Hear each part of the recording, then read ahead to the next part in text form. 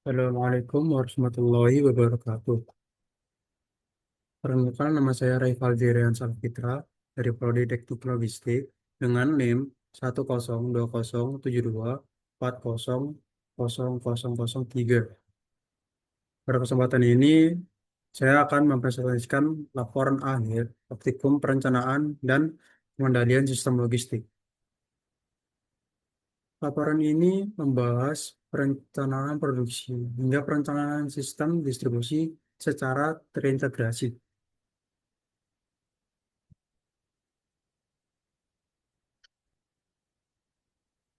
Persaingan industri yang semakin ketat menuntut perusahaan memiliki sistem perencanaan produksi dan logistik yang efisien. Tanpa perencanaan yang baik, perusahaan berisiko mengalami kegagalan persediaan, keterlambatan distribusi, dan peningkatan biaya operasional. Oleh karena itu, diperlukan sistem perencanaan dan pengendalian logistik yang terintegrasi dan berbasis dasar.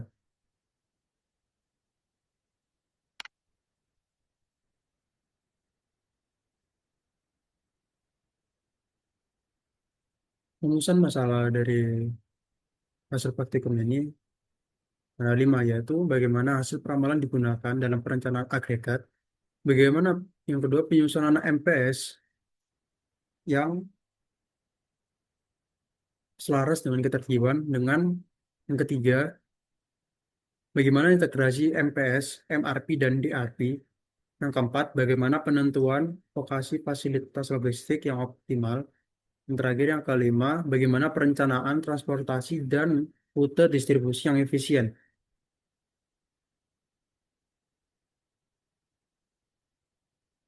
Pada tahap analisis dimulai dari pelamaran permintaan sebagai dasar perencanaan produksi.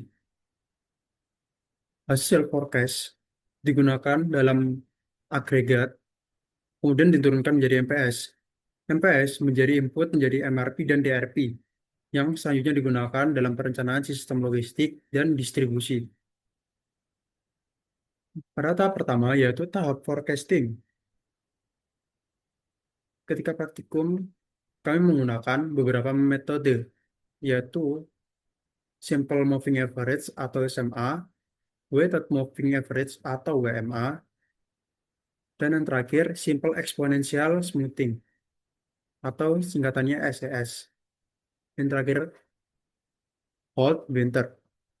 Tujuannya adalah untuk membandingkan akurasi masing-masing metode untuk menentukan peramalan yang paling optimal.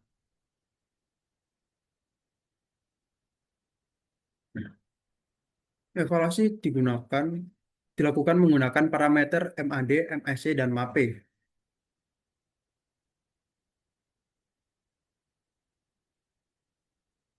Dalam perhitungan pertama yang menggunakan metode SMA, ini hasil yang diberikan.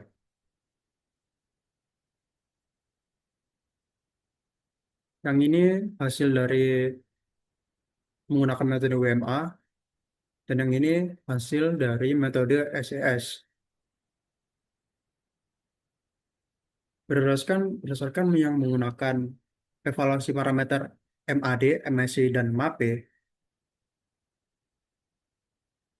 hasil perhitungan metode Simple Exponential Smoothing dengan alfa 0,4 menghasilkan nilai error yang paling kecil di antara yang lainnya, yaitu 10%. Oleh karena itu, metode ini dipilih sebagai dasar perencanaan selanjutnya.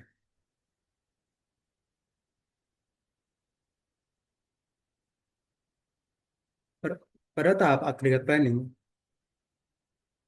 kami membandingkan tiga strategi. Yang pertama yaitu chase strategi, yang kedua level strategi, yang ketiga subcontracting strategi. Setiap strategi dianalisis berdasarkan kebutuhan tenaga kerja, persediaan, serta total biaya produksi.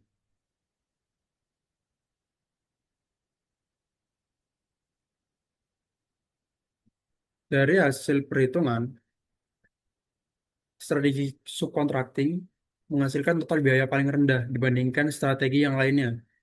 Hal ini disebabkan karena perusahaan, berdasarkan kasus yang kami lakukan, perusahaan tidak perlu menambah tenaga kerja dan dapat menyesuaikan kapasitas saat terjadi lonjakan permintaan. Oleh karena itu, strategi subcontracting dipilih sebagai strategi produksi. Setelah mendapatkan hasil agregat planning kemudian diturunkan menjadi Master Production Schedule atau MPS. MPS menunjukkan jumlah dan waktu produksi secara lebih rinci per periode. Metode ini juga mempertimbangkan persediaan awal dan menjadi dasar dalam perencanaan material distribusi.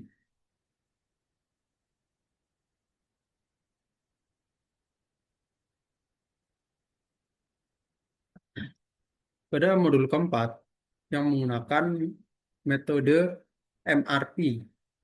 Pada tahap ini, yang pertama-tama disusun Bill of Material atau BOM untuk mengidentifikasi struktur dari produk. Setelah pembuatan BOM,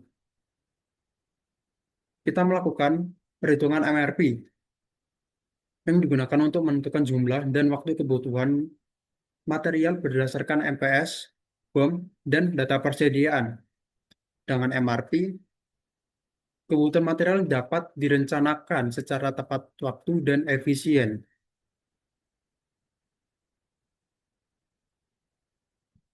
Pada modul kelima,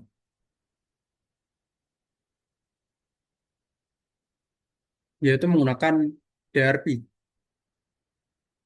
atau Distribution Requirement Planning. DRP digunakan untuk menentukan jumlah dan waktu pengiriman produk jadi dari gudang pusat ke setiap wilayah produk distribusi.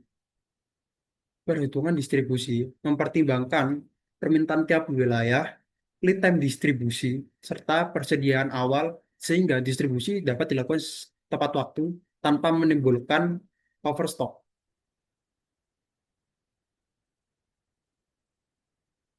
Setelah perhitungan DRP, dilakukan penentuan lokasi fasilitas menggunakan metode Center of Gravity atau COG.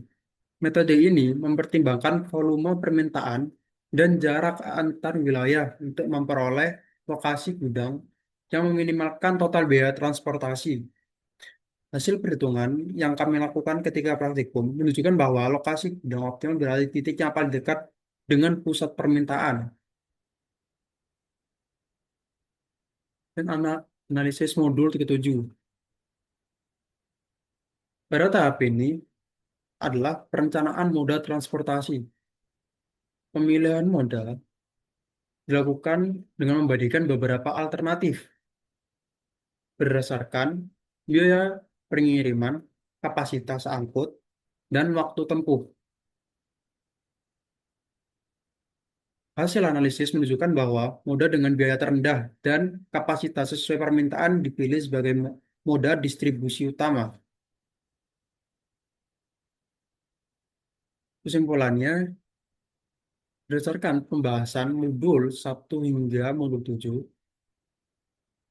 secara keseluruhan perencanaan dimulai dari peramalan permintaan, dilanjutkan dengan perencanaan produksi melalui MRP, dan diakhiri dengan perencanaan distribusi.